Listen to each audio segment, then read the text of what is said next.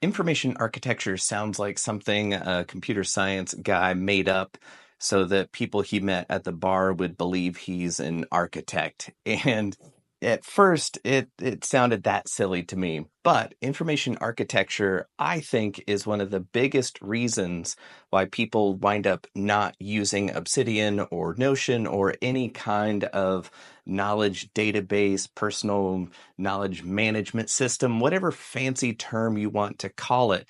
It's all about how do I keep track of what I want to keep track of so that I have it when I need it. So, information architecture is one of those subjects that is very big, but I've found a way to explain it pretty clearly when I was looking into using Obsidian to manage running a role playing game. So, if you are new to Obsidian, you have no clue what it is, you are used to Obsidian, but you're interested in getting the most out of it, or you are just curious about how information is connected and what you can do with it. Or if you run role playing games for yourself or other people, then there will be some goodies for you specifically in this video that will help you run a campaign more easily, more effectively, lose track of less stuff, and have what you need when you need it. So if you're any of those people, or that's you fall into multiple buckets, then this video is going to be so up your alley, it's not even funny. So without further ado, let's dig in. The game that I found is called Starforged, and it has a solo role-playing game dynamic, and solo role-playing game is about the saddest thing you could possibly ever put into the human language, but it's actually a lot of fun and pretty cool, and I'm going to be doing a whole deep dive into that as a whole thing. But it presented such a good opportunity to explain how Obsidian notes connect to each other and approaches to organizing your vault that I wanted to make this video specific to Obsidian, even though we'll be touching on the elements of how to play that game. So if you're interested in solo RPGs, then definitely look up Starforged, and if you want to make it even more simple, you can look at Cast Iron, and I'll have links to that in the show notes here. But the general idea is, how do you keep track of stuff and keep it where you need it and be able to do what you want with the information that you've spent all this time organizing? So to that end, let's look at the vault that we've got set up, and it's back to default. If you watched the previous video about how to set up themes and that kind of thing, I will try to link to all the videos and the videos I've made about the techniques that I'll be using in this walkthrough. So if there's something that I go too quickly, hopefully I've made a video about it, and you can go check out hours of walkthroughs that I've made for those. But here, in our main organization up here in the corner, I've got a folder called Starforged, and inside I've got a couple different folders and files. Basically, the character sheet is, well, in Starforged, you're playing a character that has some attributes and things you want to keep track of. So it's good to have all of your stuff outlined here. So this is a way that you can keep track of all the information. So you've got the different progress and experience that you've taken and all this kind of stuff. Now, if you are familiar with Starforged, you'll understand what all of this is and what it means. But this is pretty straightforward. I like it. It's a single document, and it has headings and that kind of thing. So if you have the like an outline plugin, you can see what all is here, and then you can jump to that section that you need when you need it. So you can save this as a template And then when you create a new character, you can put in that template and it's right there waiting on you. So you'd need to put the character sheet into your templates folder, and I do have a video on how to set up templates too. But the basic idea is, okay, do you have one file for every type of thing you're going to keep track of?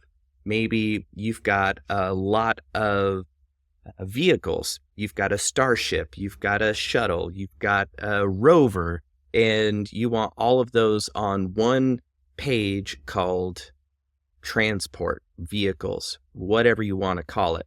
Or do you have one folder called vehicles, and then inside of that, you've got one note for each vehicle? Now, the single note approach is easier, but it's not as useful. You run into some roadblocks here. But the one note for each thing is more flexible, but it's more frustrating to have to create a new document every single time you want to keep track of something.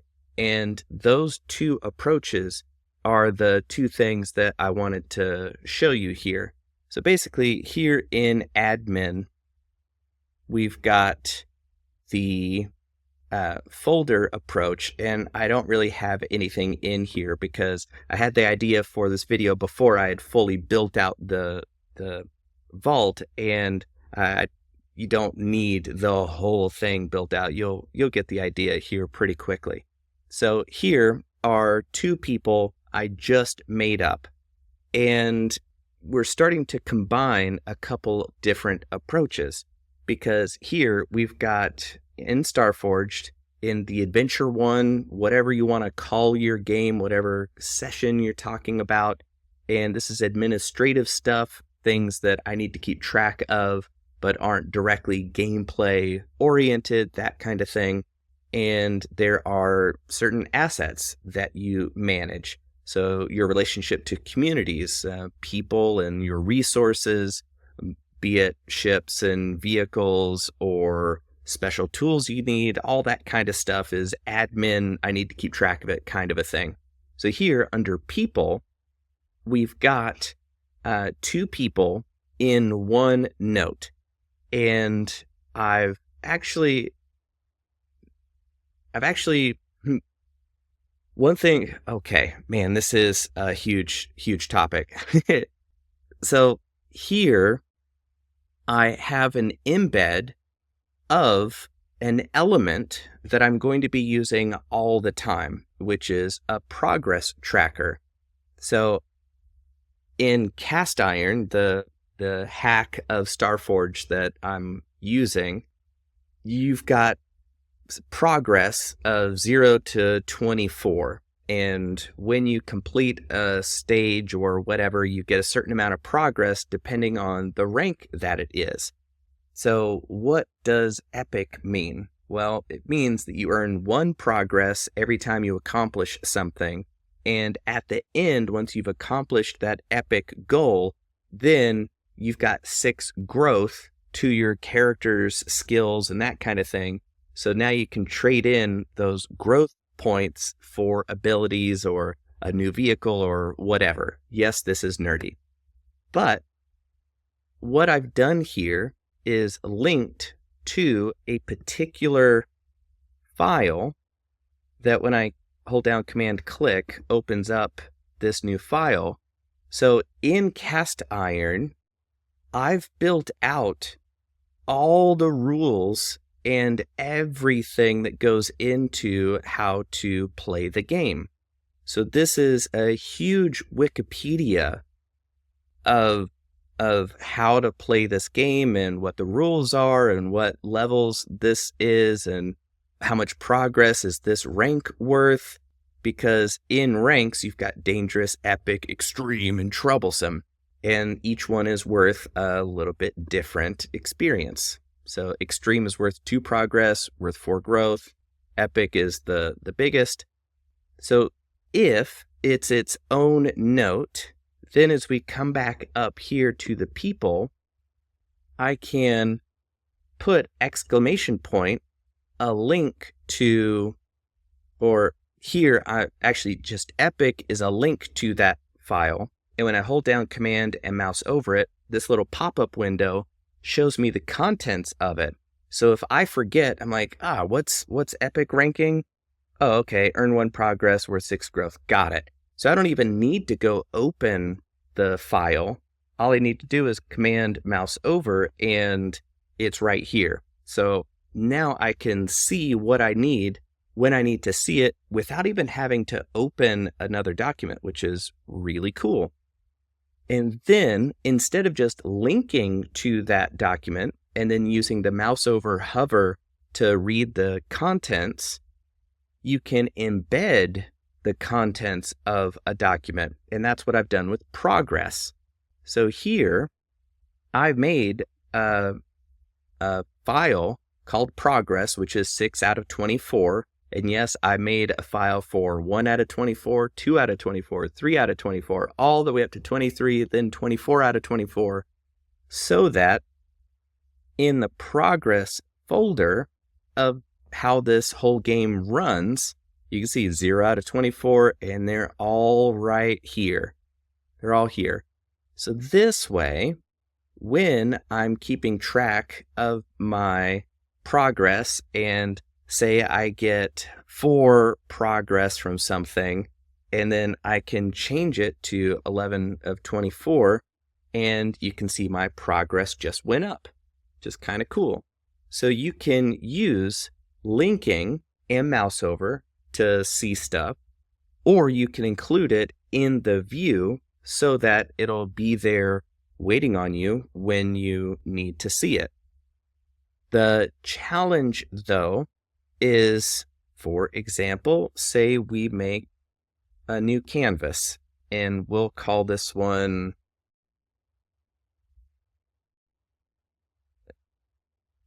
Adventure 1.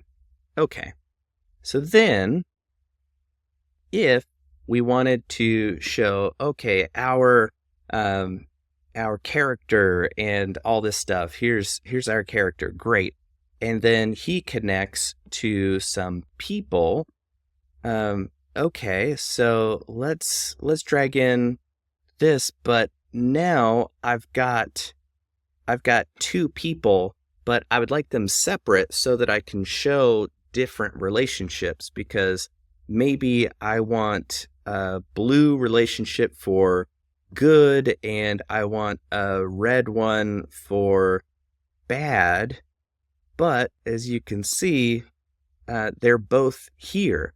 So if you go the route of everything in one document and you want to use Canvas to show relationships or to build a map, and you want the planet here, and here's a settlement, and here's a faction, and you want to diagram the whole thing, then the one document approach isn't going to work well. Unless, let's try exclamation point here, people, and we will link to Blind Master. Also, don't sue me for Blind Master, because Blind Master is from G.I. Joe's. So this is not an actual character in my game. It's not somebody I'm actually using.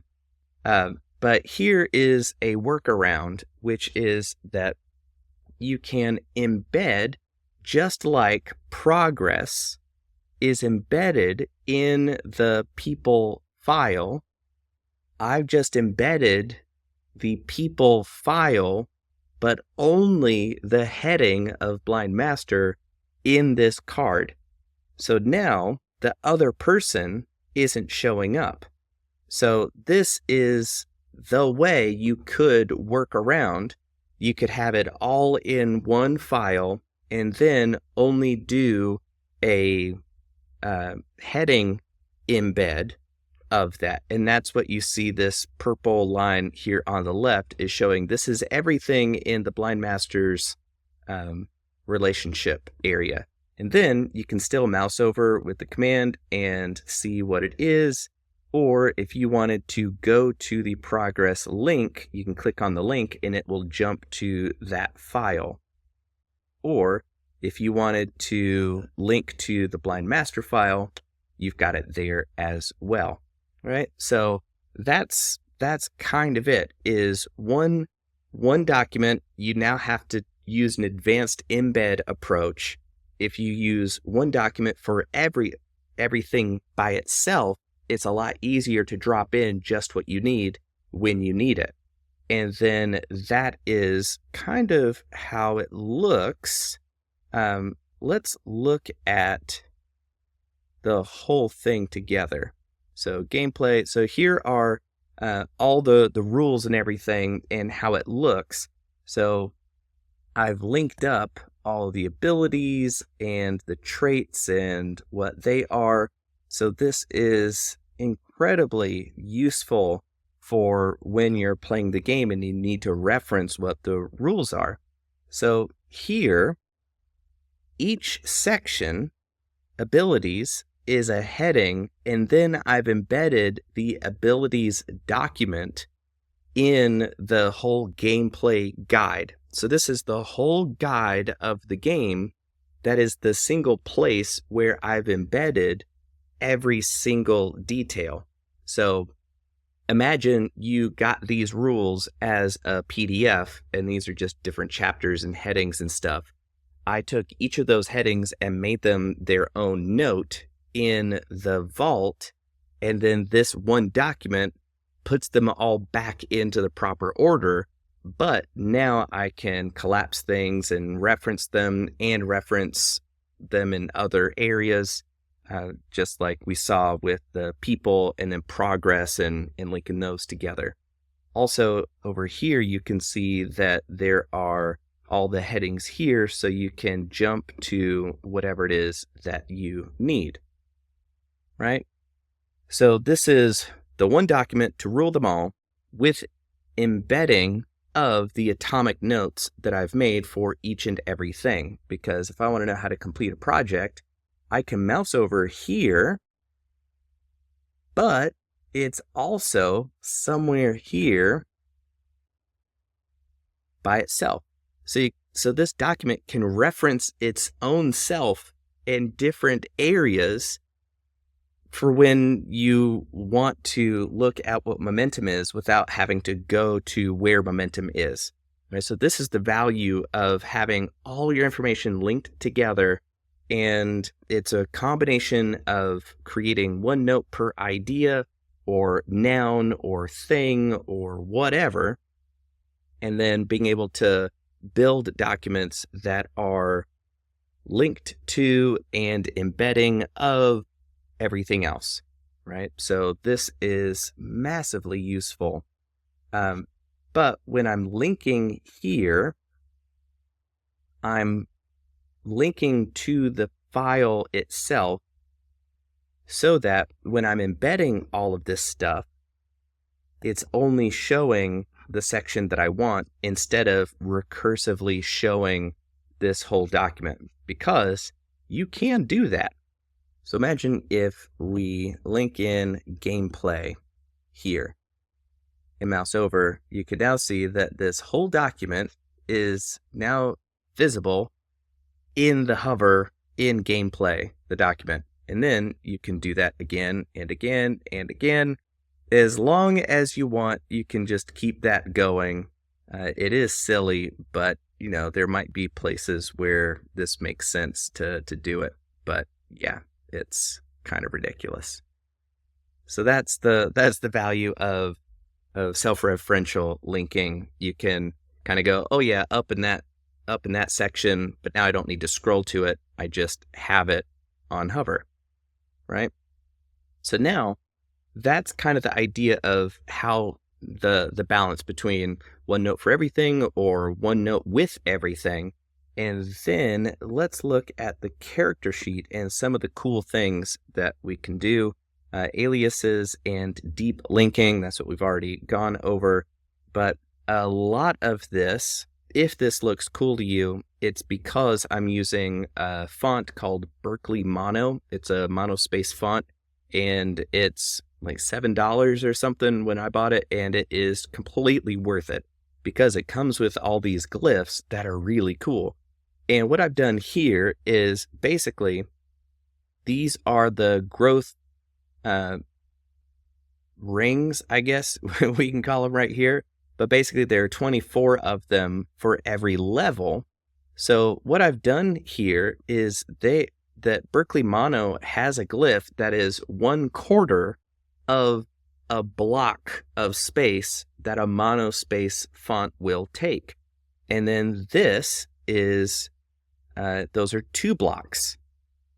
And then this one is 3 blocks, and this solid one is 4. So level 1 is 1 block. So I know that I'm at level 1 of all of these. Then when I hit level 2, I can copy that, highlight that, paste in the new thing, and I know that I'm now at level 2. And then I can fill in those rings, which is kind of neat. Same thing down here is the X is momentum, and I'm at 2 momentum now, but I could go 3, 4, 5 and do that there, or I can do it this way and say it's 5 out of 10. So that's it. Then if I can use a trait, say I'm a wandering monk or like a kung fu monk, that kind of thing, and I can use it 2 times a day, I can say, all right, I just used it, and there it is. Or I can say I'm down to 2 health, but oh no, I'm at 0 health, which means I'm wounded. But what does wounded mean again? Oh, it means I'm at 0 health. Okay, got it. And then my bonds are here, where that's the character, and here's that character's single folder, right? Because there I've referenced just this person's thing, and oh yeah, that's what epic is. Oh, and our progress is here, but I didn't want to keep the progress behind this hover, so I embedded what the progress is for this person. And then the community, this is also a progress thing. And now my quests are here. Oh, I got to discover who killed Blind Master, right? And the bonds and all that stuff. But here, if we've got the font book, this is Berkeley Mono, and down here you can see all of the different glyphs that you can copy and paste in. So these progress bars that I'm using that look a little different, they're straight up the light shade, and then medium shade, dark shade, and then completely full block. So using these different glyphs and shapes, putting them together, I'm able to make these cool interface elements. And if you wanted to get super cool with it, you can make it italic, which should make it pink or purple or bold or something. Oh, the dash. Yeah. So some of these you can change the bold and whatnot and give it color and that kind of thing. So that's kind of the element of how I've made it look the way that I have. And that's with the particular font that I use for text. All right. So then if you've made it through this far and you are a fan of RPGs and Starforged specifically, you'll know it's all about dice rolls. You have to roll dice and see if it's higher than the challenge dice, right? So in here, the plugins, dice roller is the one that you're looking for.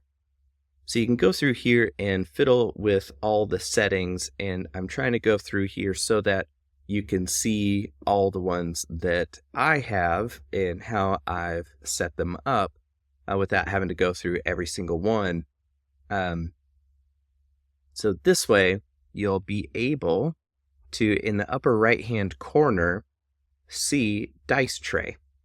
So here, you click into Dice Tray, and let me see if I can move this. Yeah, there we go.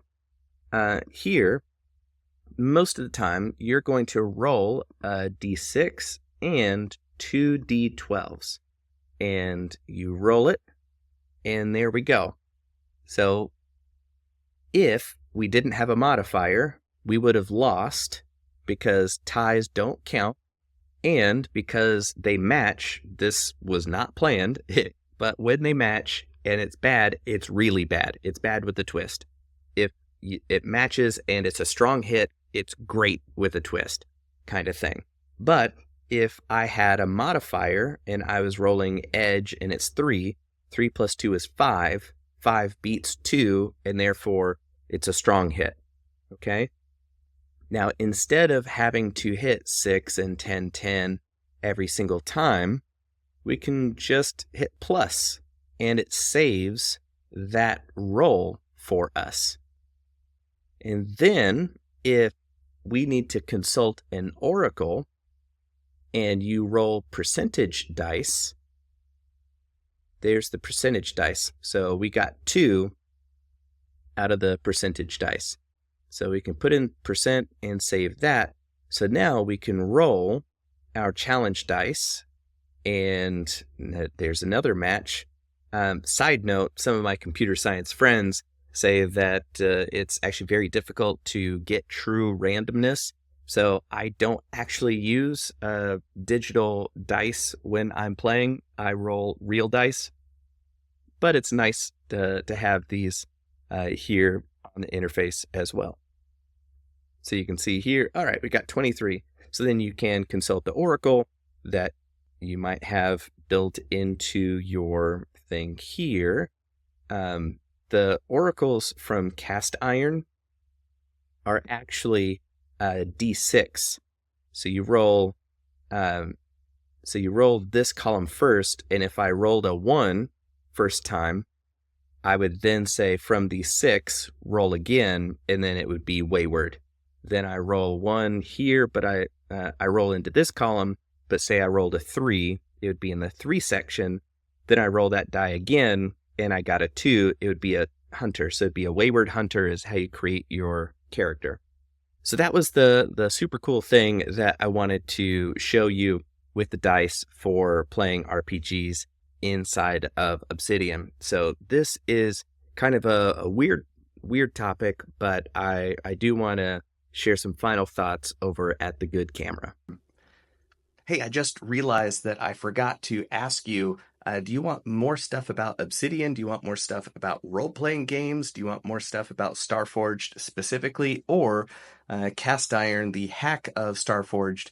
If any of that is more interesting to you than anything else, please just let me know so that way I know to focus on that and get you what you are looking for, because I love sharing stuff about being more productive and more persuasive as being a professional, but also, you know what? Having fun is part of life too. So I like sharing ideas about how to land bigger projects. If you are a freelancer, an artist, graphic designer, a salesperson, a solopreneur, full-time 9-to-5 wage slave, who cares? Being more persuasive can help you out. So hit me up in the comments with what you'd like to see more of, and I'd love to get it to you. All right, now to the actual real outro, where I'm going to make some suggestions of what you should watch next. And what did I tell you? That is a really big topic. It can get confusing in keeping track of what's where and why you did it this way. And if you're going to use Canvas, and then, well, do I deal with it this way? And that's why I said a lot of those questions come up from, well, what do I do with this thing? And that's why most people find Obsidian intimidating.